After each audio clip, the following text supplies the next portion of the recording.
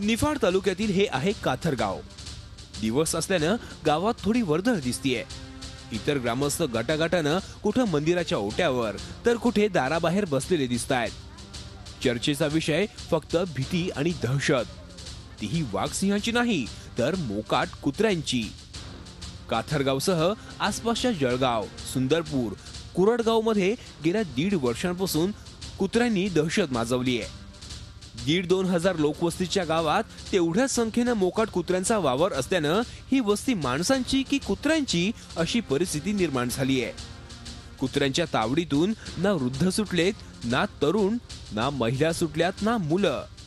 बरं, अचानक एवढे कुत्रे आले कुठून असं विचारलं तर नाशिक महापालिकेचे कर्मचारी पालिका हद्दीतील ट्रकभर कुत्री रात्रीच्या अंधारात आमच्या पंचक्रोशीत सोडून निघून जात असल्याचा या ग्रामस्थांचा आरोप आहे।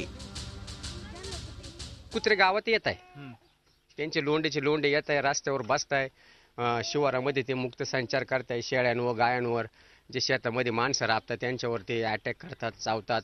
आणि आम्हाला वाघाची इतकी भीती वाटत नाही, आता एवढी कुत्र्यांची भीती वाटायला लागली। गावातील जनावरं देखील या कुत्र्यांचा खाद्य बनली आहेत। मध्यरात्री किंवा पहाटे शेळी, वासरू, पारडाचा फडशा ही कुत्री पाडत असल्याचं स्थानिक नागरिक पोट तिडकीनं सांगतात।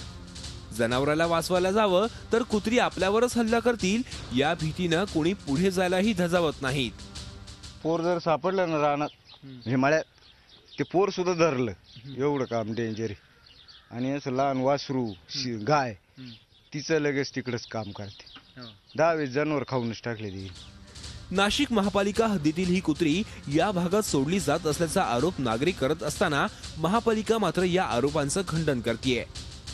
एकीकडे शहरात मोकाट कुत्र्यांनी उच्छाद मांडला असताना ग्रामीण भागही त्यातून अपवाद राहिलेला नाही, हेच यातून सिद्ध होत आहे। शहरी भागातल्या कुत्र्यांची चर्चा थेट विधिमंडळात होते आणि ग्रामीण भागातल्या कुत्र्यांच्या दहशतीचे किस्से पंचक्रोशीच्या बाहेर देखील जात नाहीत। स्थानिक पुढारी याकडे लक्ष देत नाहीत आणि सरकारी अधिकारी दखल घेत नसल्याची स्थानिकांची ओरड आहे।